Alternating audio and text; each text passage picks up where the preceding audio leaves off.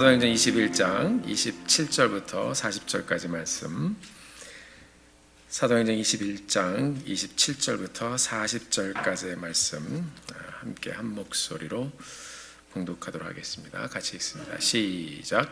그 이래가 거의 참에 아시아로부터 온 유대인들이 성전에서 바울을 보고 모든 무리를 충동하여 그를 붙잡고 외치되 이스라엘 사람들아 도우라.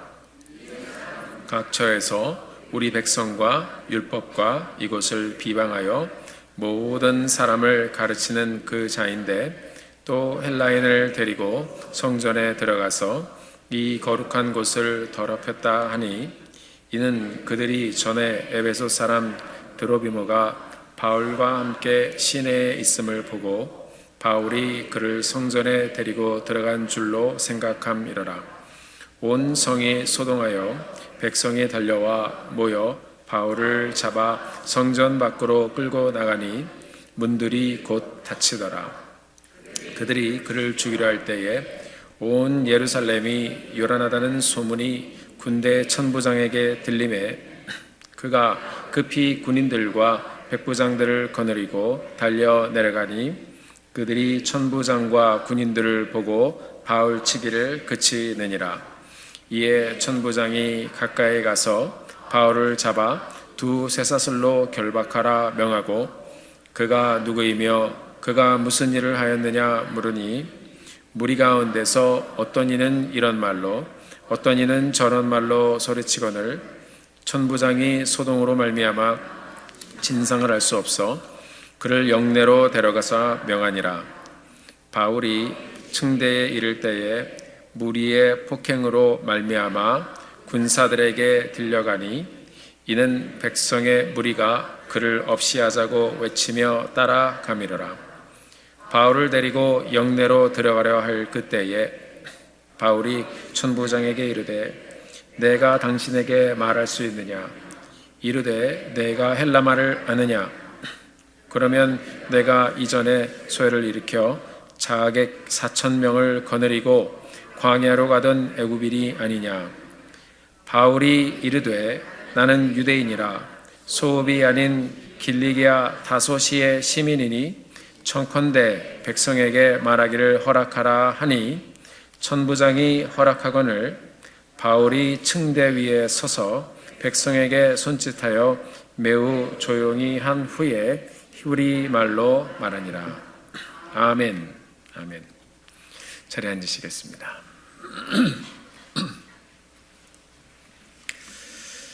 감사합니다. 우리 사랑하는 성도님들의 삶에 우리 하나님의 평안이 늘 함께하기를 간절히 소원합니다. 여러분의 매일매일의 삶 가운데 함께 하시는 하나님의 손길이 드러나고 보여지게 되기를 간절히 소원합니다. 우리 옆에 계신 분들하고 인사 한번 같이 해보겠습니다. 오늘도 당신의 삶 속에 하나님의 손이 보입니다. 이렇게 오늘도 당신의 삶 속에 하나님의 손이 보입니다. 안 보이는데요. 믿음으로 우리가 그 손을 보고 붙잡고 가게 되기를 바랍니다. 우리 말씀 드리신 것처럼 내일부터 수요일까지 부목사님들과 함께 또 지역에서 또 아름답게 일어나고 성장하는 교회들을 보고 배우러 또 갑니다. 목사님들 만나고 또 교회 사역들에서 자세히 듣고 앞으로 저희 교회가 어떻게 발전되어지는 그런 교회가 될 수 있을까 함께 고민하며 기도하는 시간을 또 갖고 오게 됩니다.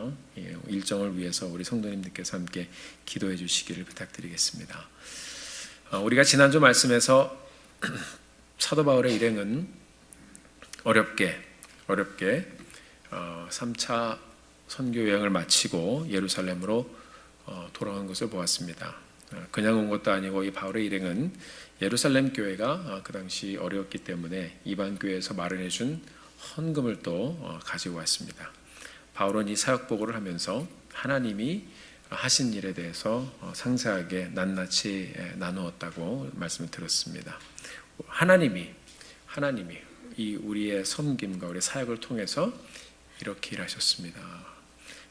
이 모든 사역의 주체도 하나님이시고 또 하나님이 주어가 되는 삶을 우리 사도 바울이 나누어 주었습니다. 그리고 이 보고를 들은 교회가 한 마음으로 하나님께 영광을 돌렸다고 했습니다. 그런데 예루살렘에서는 사도 바울에 대해서 정확하지 않은 그런 이런저런 소문이 많이 있었습니다. 바울은 율법을 무시하는 사람이다. 유대인에게도 그렇고 이방인에게도 그렇고 그 사람은 교회를 개척한다고 다니면서 율법을 지키지 않아도 된다고 얘기를 한다. 이상한 걸 좀 가르치고 있다. 이런 여러 소문들이 이 교회 안에 돌았습니다. 다 맞는 말이 아니었죠. 그래서 예루살렘 교회 리더였던 야고보는 바울이 도착해서 바울의 보고를 다 들은 후에 그에게 한 가지 제안을 했습니다. 예루살렘에 왔으니까 유대인들의 눈을 봐서라도 율법을 지키는 모습을 보여줘서 사람들이 당신 바울에 대해서 가지고 있는 그런 오해를 우리가 풀었으면 좋겠다. 그래서 정결 예식, 바로 헌신된 사람들이 있으니까 바울이 돈을 대고 또 이 사람하고 정결 예식을 하면서 나 바울도 율법을 하나님 말씀대로 지키는 사람이다. 그것을 좀 보여줬으면 좋겠다라고 했습니다. 솔직히 바울이 이에 대해서 할 말이 많이 있었겠지만 그는 따지지 않고 순종했습니다. 그 이유는 교회를 위해서 그랬습니다. 바울은 자신이 조금 구겨지더라도 예수 그리스도를 통한 구원의 복음을 건드리지 않는 한, 이 복음의 핵심적인 내용을 건드리지 않는 한 믿는 사람들을 더 얻을 수 있다면, 유대인이든 아니면 율법주의자든 복음에 관심이 있고 그리고 믿고자 하는 그 사람들을 조금 더 얻을 수 있다면 그렇게 하겠다 하는 마음으로 그는 교회와 함께 순종하면서 율법을 지키는 그 정결 예식을 거행했습니다. 고린도전서 9장 20절 우리가 지난주에도 읽었는데요. 제가 읽어드리겠습니다. 이게 바울의 마음입니다. 유대인들에게 내가 유대인과 같이 된 것은 유대인들을 얻고자 함이요 율법 아래에 있는 자들에게는 내가 율법 아래에 있지 아니하나 율법 아래에 있는 자같이 된 것은 율법 아래에 있는 자들을 얻고자 하며, 그러니까 사람을 이렇게 이 사역을 통해서 얻는 것이 이 사도 바울의 이 사역의 흐름이었고 방향이었고 그리고 모습이었습니다. 오늘 본문은 그렇게 정결 예식을 하던 바울에게 무슨 일이 이제 일어났는가 하는 것을 말씀을 통해서 들려주고 있습니다. 바울은 예루살렘 교회의 리더인 야고보의 말을 듣고 헌신된 사람들을 데리고 이제 정결 예식을 거행했어요. 첫째 날, 둘째 날 이렇게 날들이 지나면서 사람들이 바울이 율법을 지켜 행하는 것을 이제 봅니다. 6일째까지는 괜찮았어요. 그런데 7일째, 27절 말씀 보니까 그 이래가 거의 참해.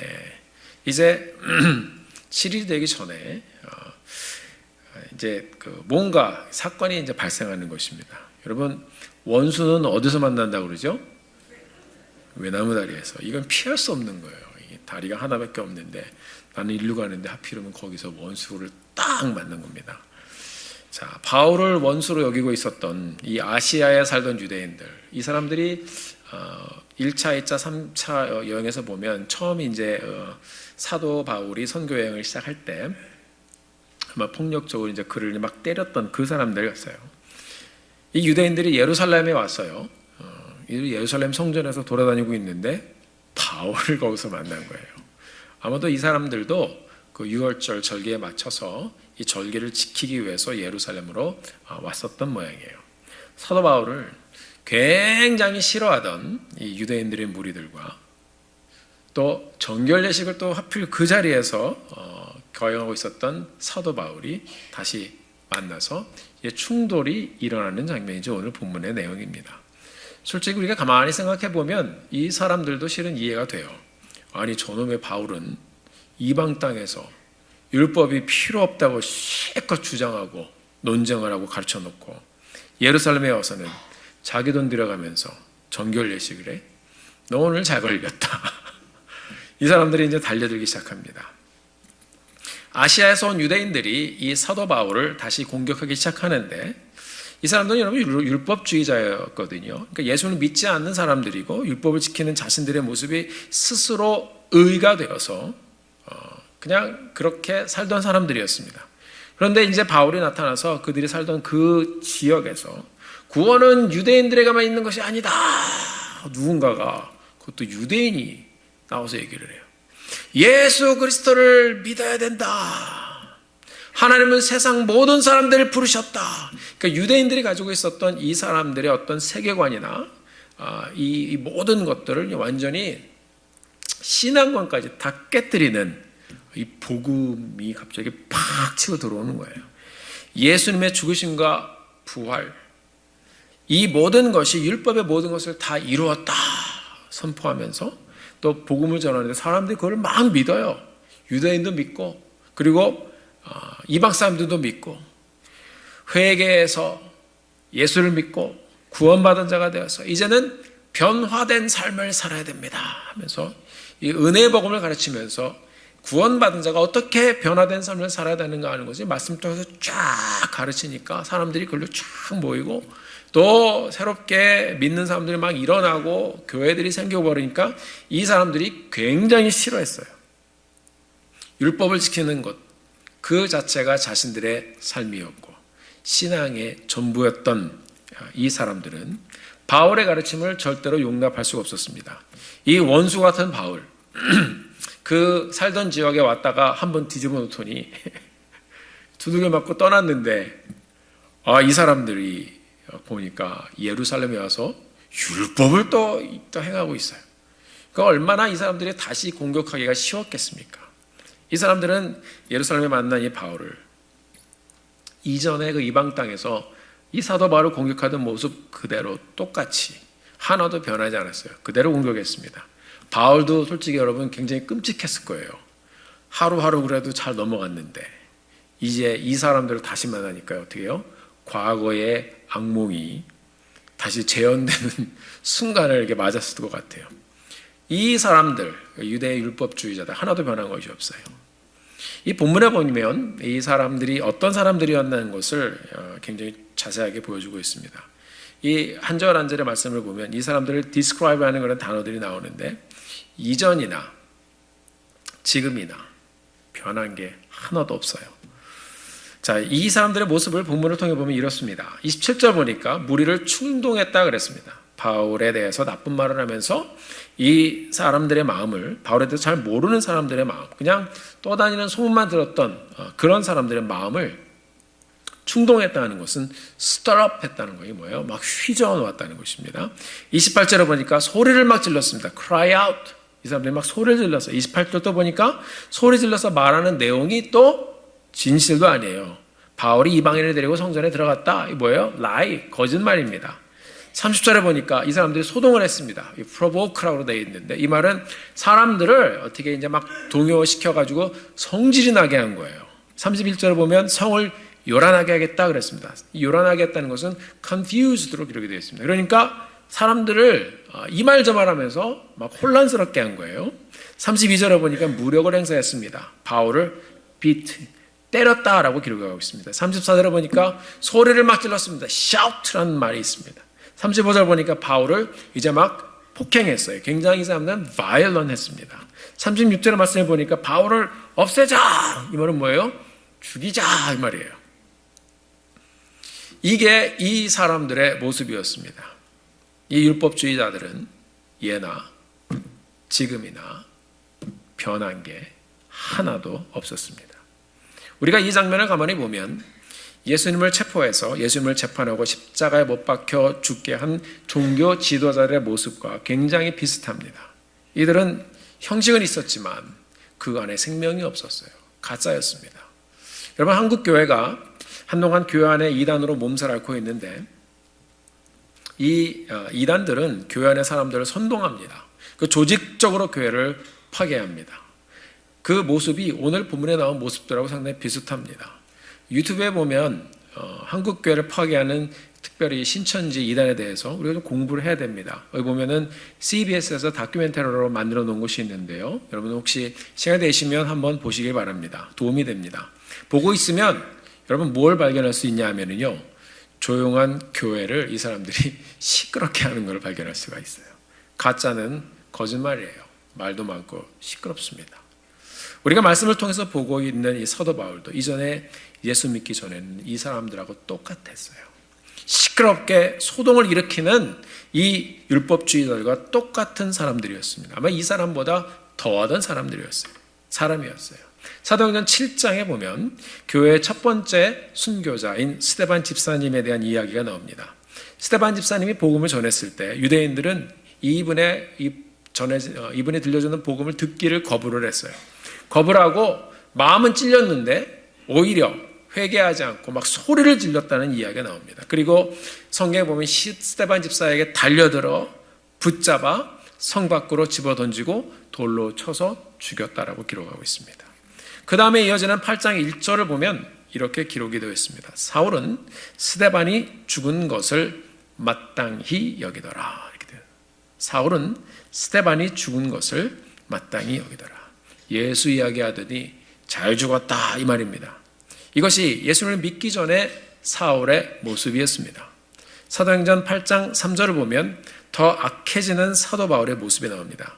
같이 한번 저희들이 읽어볼까요? 사도행전 8장 3절의 모습, 3절입니다.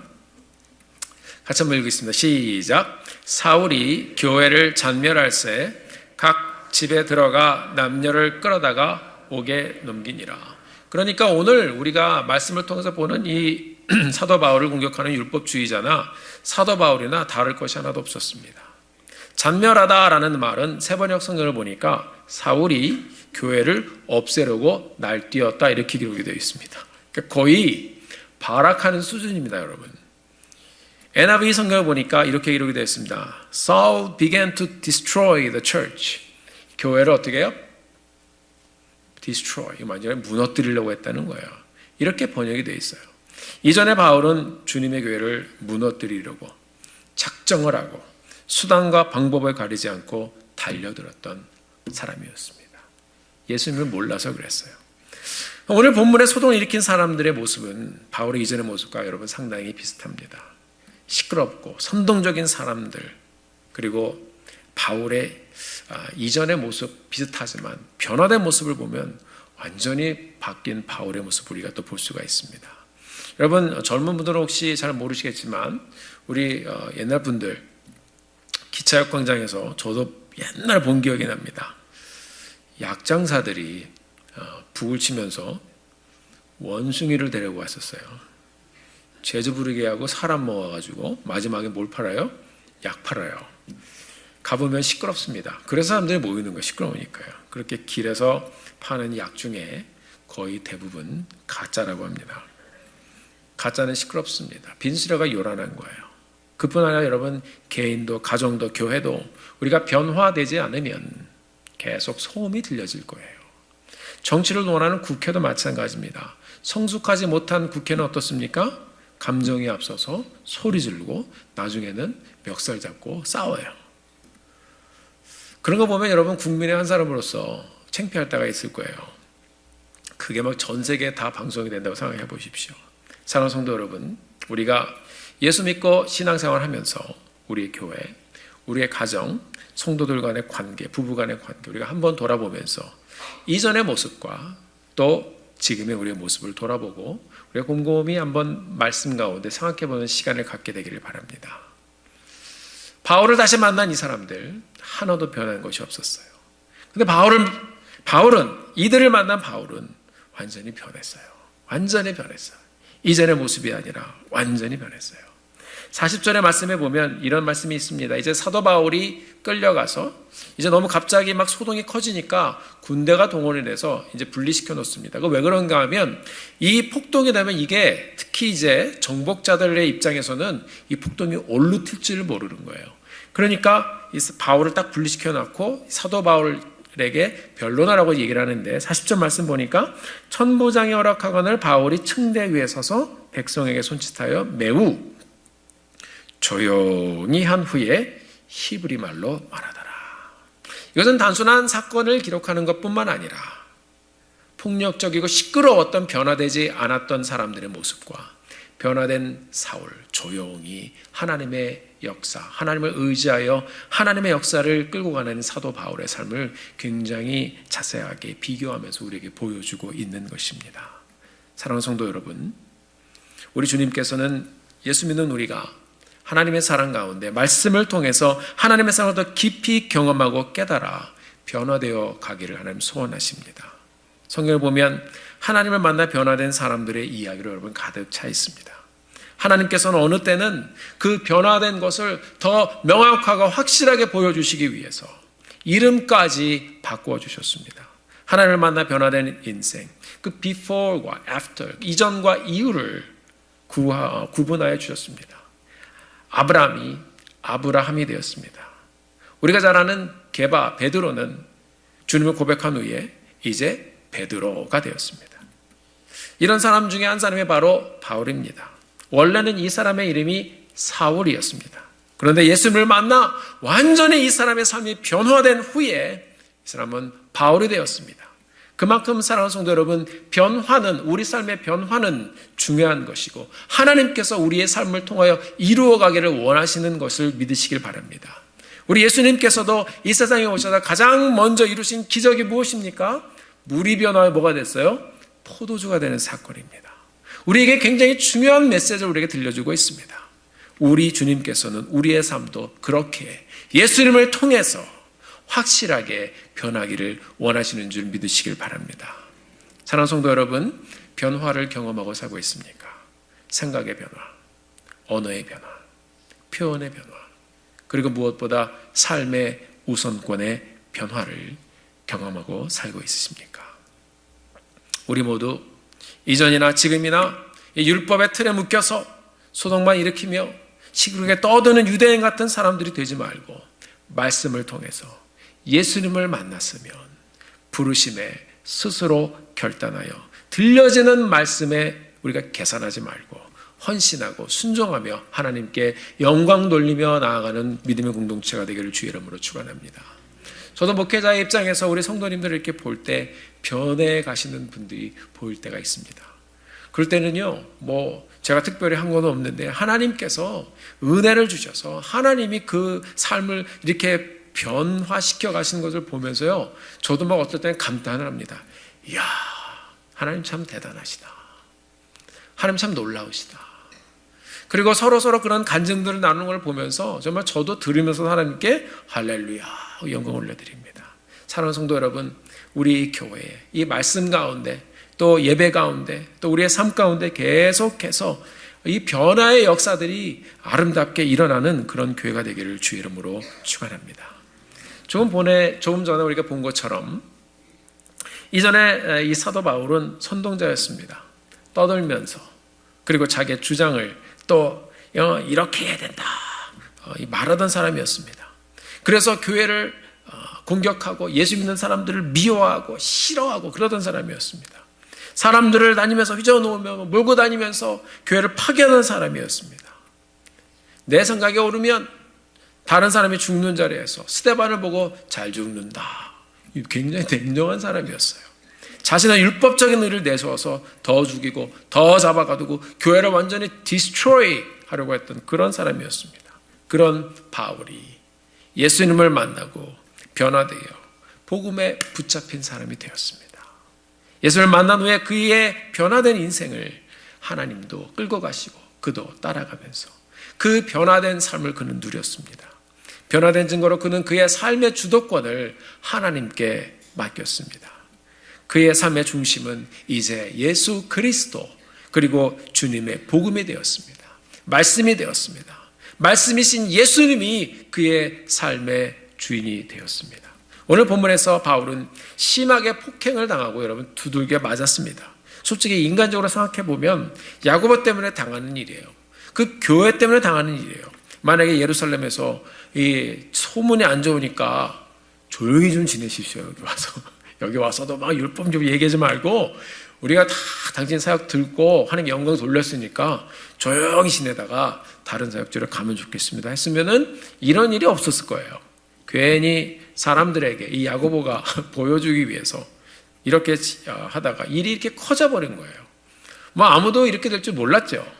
아마 제가 사도 바울이었으면은 그랬을 것 같아요. 아니 하나님, 제가 잘못한 거는 있다면 열심히 섬긴 것밖에 없는데 하나님 돌아와서 내가 이렇게 와서도 그 원수들을 만나고 돌 맞아야 됩니까? 왜 제게 또 이런 일이 일어납니까? 근데 여러분, 사도 바울은 이런 일들을 지나가면서 당황하지를 않았어요.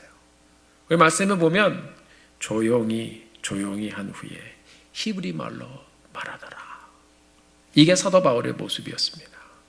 왜 그렇습니까? 성령께서 계속 말씀해 주셔서 다 대충 알고 있었기 때문에 그렇습니다. 그는 이런 상황에 대해서 하나님 왜 또 이런 일이 예루살렘에서 있어야 됩니까? 이렇게 질문하지 않았어요. 그는 이런 현장을 지나가면서 하나님의 말씀대로 진행이 되는구나. 내게 들려주신 그 예언의 말씀대로 진행이 되는구나. 그 다음은 뭐지?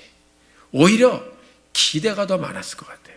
어차피 복음을 위해서 하나님이 자신을 사용하신다고 하셨으니까, 하나님이 나의 인생을 이렇게 부르셨는데, 예루살렘에 오면 결박이 된다고 하셨는데, 이제 그 다음 단계는 무엇일까? 이제 내가 붙잡힐 건데, 들었잖아요, 이미. 그 다음은 무엇일까? 어차피 지금 이 상황 가운데는 아직 결박되고 갇히진 않았거든요. 그러니까 뭐 붙잡힐 걸 기다리고 있었지도 몰라요. 딱 붙잡힌 후에는 오케이. 그럼 이 상황 속에서 하나님은 나 같은 사람을 이제 앞으로 어떻게 사용하실까? 기도하며 기대하며 그 순간을 지나갔을 것 같아요. 예수 안에서 변화를 경험한 사람의 모습입니다. 여러분, 우리는 예수 믿고 구원받아서 우리의 마지막이 어떻게 될지 다 알고 지금 살고 있잖아요. 예수 믿고 천국 갈 거잖아요. 그렇잖아요. 저희 큰애가 초등학교 1학년 때 애가 이제 책을 하나 이제 사줘서 읽는데 드래곤 라이더라는 책이 있습니다. 이 베스트셀러였는데요. 이 책을 얘가 되게 재밌게 읽더라고요. 그러더니 읽고 또 읽고 또 읽고 그래요. 그래서 어느 날 보니까요, 무비가 나왔어요. 그래서 얘가 그냥 그다음부터는 그 영화 좀 보여달라고 그래갖고 이제 그 영화를 보여줬습니다. 근데 같이 이렇게 앉아서 보고 있는데 이 애가 제 옆에 앉아서 뭐 하나 지나가면 와싹 이렇게 와요. 그래서 저한테 이렇게 하고 얘기합니다. 아빠, 그 다음에 이게요, 이렇게 돼요. 그래서 제가 말하지 말라고. 좀 있다가 뭐 이렇게 아주 그냥 익사이딩한 장면이 나는데, 아빠, 그 다음엔 이게 이렇게 돼요. 저는 조금 재미없게 봤습니다. 그 영화를. 내용을 다 아니까 스토리를 자기가 생각하면서 이 말해주고 싶은 거예요. 막. 아니, 알면 지만 알지 왜 저한테 이렇게 다 얘기를 해가지고. 여러분, 어쩌면 우리 믿는 사람의 삶의 여정이 이렇게 되지 않아야 되는가 하는 생각이 들었어요. 사도 바울, 주님의 말씀과 하나님이 이 복음을 통해서 드라이브하는 그의 인생의 모든 것을 그는 알고 있었습니다. 디테일한 것은 알 수 없었지만 하나님 결국 나를 이 복음을 위해서 사용할 것이다 라는 것을 그는 알고 있었습니다. 우리 예수 믿는 사람들, 여러분, 우리 인생의 끝을 알고 살고 있잖아요. 죽는 것이 마지막이 아닌 것을 우리가 알고 있어요. 나의 죄를 지시고 죽으신 예수님의 죽으심과 부활을 믿는 우리는 결국 반드시 천국에 갈 것을 우리가 알고 있어요. 주님 우리에게 주신 사명, 복음 전파의 사명, 교회를 함께 세워가면서 이 교회가 가지고 있는 사명 우리가 함께 품고 하나님이 이 교회를 신실하게 사용해 주실 것이다라는 것을 우리는 확신하고 가고 있잖아요. 사도 바울의 삶이 그랬어요. 그는 앞으로 일어날 일의 방향을 그냥 자세한 모르면 대충 짐작하고 가고 있었어요. 어차피 나의 인생은 예수 믿고 변화되어 사명 따라 복음을 향해 갈 것이다. 사랑하는 성도 여러분, 저도 이 사도행전 전체를 다 읽고 난 후에 또 말씀 준비하면서 22장 이후로부터 나오는 소제목만 다시 한번 봤어요. 오늘 사건 이유를 기록한 사도행전 22장 이후에 이 스토리가 전개되는 장면이 바꾸어지는 그 상황에서 소제목을 보면 바울의 얘기가 이렇게 진행이 되어집니다. 한번 들어보십시오. 바울이 잡히다. 바울이 변명하다. 바울이 공의 앞에서 증언하다. 바울을 로마 벨릭스 총독 앞에 세우다. 바울을 고발하다. 바울이 변명하다. 패턴이 비슷한데 듣는 사람들이 계속 바뀝니다. 바울이 감옥에 갇혀 지내다. 바울이 로마의 가이사에게 상소하다. 바울이 아그리빠 왕과 버니게 앞에 서다. 바울이 변명하다. 바울이 아그리빠 왕에게 전도하다. 바울이 로마로 압송되다. 바울이 로마로 가다. 그리고 사도행전 마지막 소제목은 바울이 로마에서 전도하다 마칩니다. 잡히다로 시작해서 로마에서 전도하다. 여러 사람들을 만나고 복음을 전했습니다. 왕에게도 복음을 전했습니다. 그의 인생은 복음을 향하여 가는 인생이었습니다. 그리고 사도행전의 마지막 절은 이렇게 마칩니다. 사도행전 28장 31절의 말씀을 우리 같이 한번 마지막 절 같이 한번 읽어보겠습니다. 시작. 하나님의 나라를 전파하며 주 예수 그리스도에 관한 모든 것을 담대하게 거침없이 가르치더라. 여러분 얼마나 멋있습니까? 잡혔던 인생이 이 복음에 붙잡히니까 변화되어 살기 시작하니까 나중에는 로마의 왕까지 전도하고 그의 삶의 후반부는 하나님의 나라를 거침없이 가르치더라로 마칩니다. 참 놀랐습니다. 인생 여러분 이렇게도 변할 수가 있는 것입니다. 저도 말씀을 준비하면서 또 묵상하면서 생각해 봤습니다. 하나님 저의 남은 삶, 하나님이 제 삶에 굵직굵직하게 앞으로 전개될 인생의 소제목을 붙여주신다면 무엇이라고 남겨주실까 생각을 해봤습니다. 사랑하는 성도 여러분, 이제 여러분도 남은 삶, 이 순간순간 여러 일들을 지나갈 것인데 그 굵직굵직한 업앤다운의 그런 삶 가운데 사건들 가운데 우리 하나님께서 소제목을 붙여주신다면 무엇이라고 기록이 될까요? 그가 하나님을 그 상황 가운데서 예배하더라. 그가 하나님을 그 상황 가운데서도 찬송하더라. 그가 그 상황 가운데서 하나님을 전하더라. 사랑하는 성도 여러분, 우리의 삶도 복음에 붙잡혀서 복음에 끌고 가는 삶을 살며 우리 삶 가운데 하나님의 하나님 되심을 계속해서 드러내며 영광 돌리는 그러한 우리의 삶이 되어지기를 주의 이름으로 축원합니다. 사랑하는 성도 여러분, 어쩌면 이 자리에서 또 지난 한 주를 살아오신 우리 사랑하는 성도님들의 삶 가운데 딜하고 또 부딪히고 지나온 인생에 대해서 아마 질문하고 계신 분이 계실지도 모릅니다. 또 지금 질문하면서 또 이 자리에 계신 분도 계실 거예요. 하나님, 왜 나에게 이런 일이 있죠?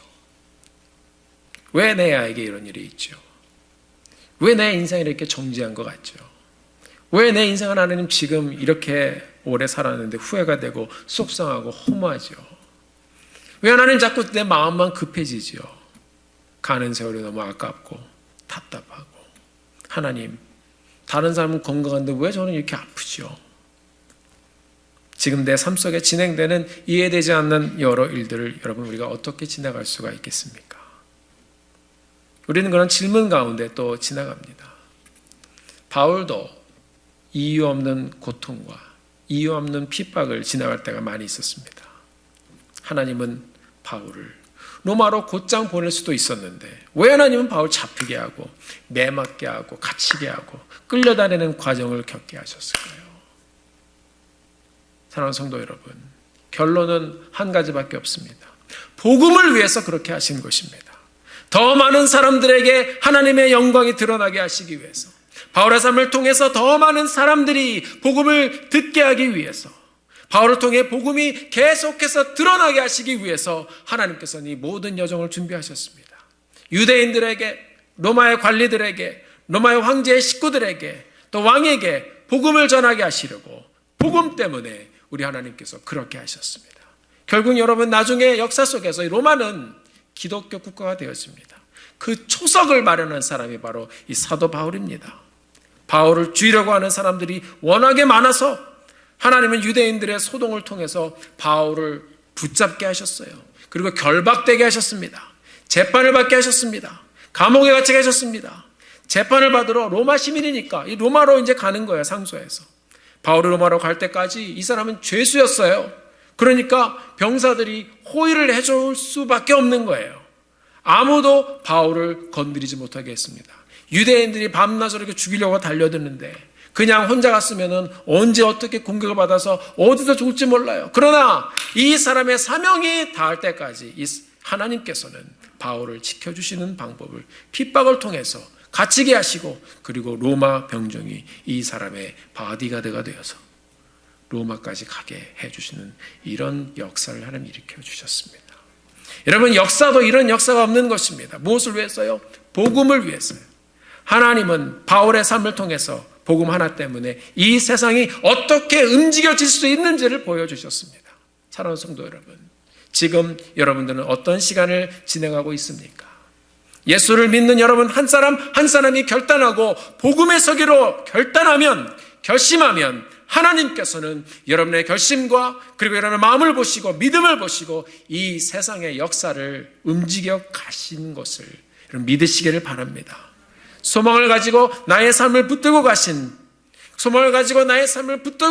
그 하나님을 의지하고 하루하루 믿음의 여정을 가는 성도님들 되시기를 예수님의 이름으로 축원합니다. 지금 여러분들이 지나가는 상황과 환경 가운데 하나님께서는 그 상황을 사용하시고 움직이시고 결국 여러분이 믿는 하나님이 여러분을 변화시켰던 복음이 다시 한번 여러분의 삶 가운데 드러나게 하실 것입니다.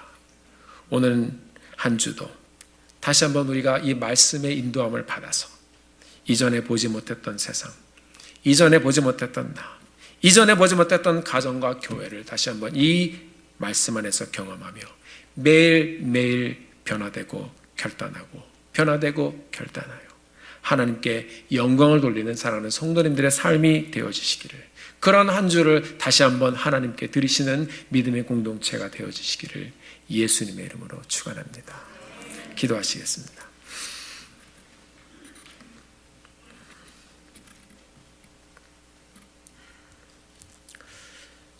사랑하는 성도 여러분, 우리가 이 시간에 함께 말씀을 생각하며 더 통성으로 기도하기를 원합니다. 하나님, 오늘 이 말씀을 통해서 변화된 사람과 변화되지 않은 사람을 저희들이 보았습니다. 복음에 젖어 예수 그리스도의 이름 때문에 변화되어 복음이 드라이브하는 삶을 살았던 사도 바울의 삶이 어떻게 변화되었는지 말씀을 통해서 우리가 다시 한번 보았습니다. 하나님, 그리고 이 복음을 따라가는 한 사람의 이 인생을 하나님께서 붙잡고 가시며 세상의 역사를 움직여 가시는 것을 또한 보았습니다. 하나님, 오늘 우리가 이 시간에 함께 기도하며 주님 앞에 다시 한번 드려지기를 소원합니다. 내 삶, 이제 앞으로 하나님 어떤 행적들이 하나님 앞에서 기록되어질지 저희들이 곰곰이 생각하며 복음에 붙잡혀 복음과 함께 드라이브 되어지는 우리의 삶 되게 도와주시옵소서. 그래서 우리의 삶 가운데도 하나님, 정말 하나님의 역사, 움직이는 역사를 경험하게 도와주시고 그렇게 주님과 함께 동행하는 저희들의 한 주 되게 하여 주옵소서. 우리 다 같이 주님 앞에 기도하며 나아가겠습니다. 함께 기도합니다. 존귀하신 주님, 우리가 하나님 앞에 다시 한번 기도하며 나아갑니다. 우리 삶, 이전에 변화 없었던 삶이었는데 하나님께서 우리 삶 가운데 변화를 주시고 우리의 복음으로 인하여 또 복음으로 끌려가고 복음을 이루어가는 그런 삶 살게 하신 하나님 감사합니다. 이제 우리의 삶 주님께서 붙잡아 주셨사오니 아버지 하나님, 우리를 인도하여 주시고 아름답게 하나님의 뜻을 따라가는 저희들이 될 수 있도록 주님 인도해 주시옵소서. 하나님 아버지, 우리가 주님을 의지하고 나아갑니다. 하나님 아버지, 우리가 주님으로 변화된 삶의 정을 경험하게 도와주시옵소서.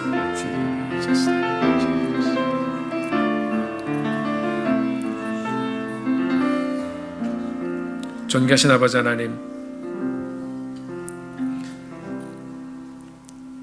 사도 바울도 이전에는 함께 소리치며 외치며 떠들며